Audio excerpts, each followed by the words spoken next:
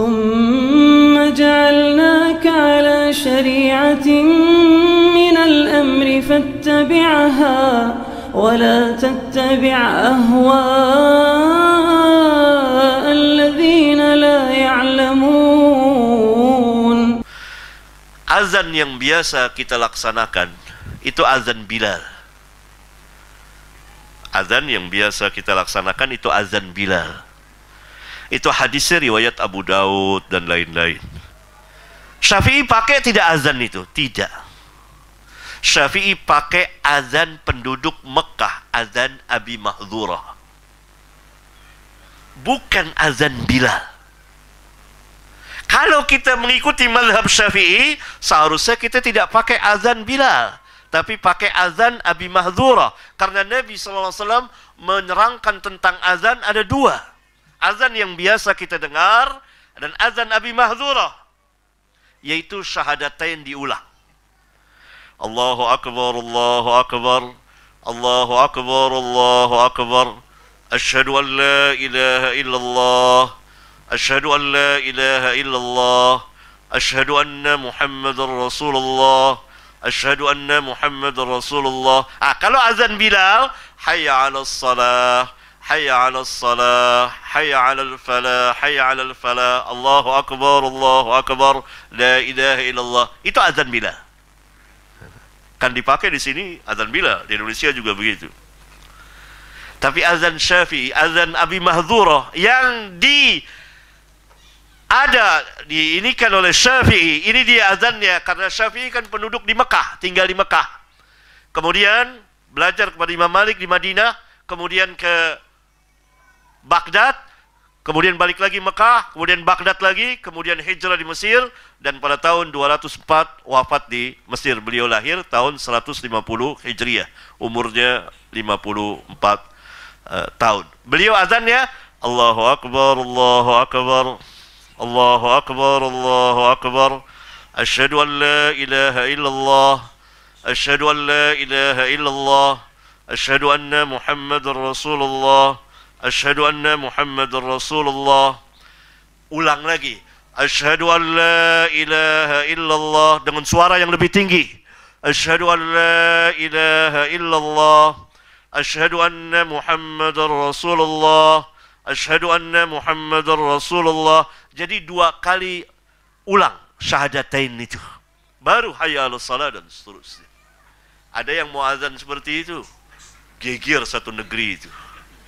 Saya lah dulu orang pertama yang azan itu di Indonesia tahun 87. Maka terjadi kegegeran, azan aneh ini kok diulang. Tapi sebelum saya melaksanakan, saya tulis dulu, saya berikan bayan. Selama 1 tahun beredar tulisan itu. Ada azan ini, saya ingin tunjukkan kalau kita menentukan salah satu mazhab, maka kita akan kehilangan sunnah. Tapi kalau kita ambil dari sunnah Nabi dan meminta bantuan dari para ulama, dari Syafi'i, dari Malik, dari lain-lain, insya Allah kita akan menguasai sunnah. Setelah setahun, maka pada tahun 87 ya, 86, 87, saya azan sendiri di masjid tempat saya mengajar. Masjid Jami, besar sekali masjidnya. Azan. Orang-orang dengarnya azan apa ini? Akhirnya ramai. Saya biarkan saja. Karena di sana kan bebas ya. Wah, dibantahlah saya. Bantah oleh sebagian ahli ilmu. Bilang hadisnya dhaif dan lain sebagainya. Akhirnya saya memerintahkan sebagian ikhwan untuk menulis surat, menyampaikan untuk kita adakan debat terbuka. Debat terbuka. Mereka siap. Maka ditentukanlah harinya. Tahun 88. Debat terbuka. Dihadiri oleh pejabat, polisi, dan semua resmi. Di masjid. Ba'da Isya sampai tengah malam jam 12. Saya bawa kitab banyak. Dulu belum ada HP atau yang bisa simpan ya. Jadi harus bawa kitab banyak, satu mobil. Untuk saya tunjukkan ini dia. Ini dia hadis ini dianut, azan ini 3 mazhab menjelaskannya. Syafi'i, Malik, Hambali. Antum mengaku Syafi'i tapi tidak pakai azan ini. Saya bacakan nih kitab Al-Um begini, kitab ini begini, kitab ini begini, hadisnya sahih. Hadisnya siapa yang meriwayatkan? Imam Muslim, Imam Abu Daud, semuanya di medan perdebatan itu sampai akhirnya Pak Kiai pun rujuk. Maka resmilah azan itu dikumandangkan. Maka pada hari Jumat dikumandangkan. Gitu. Kalau di sini ya geger, nanti jangan usah. Gitu.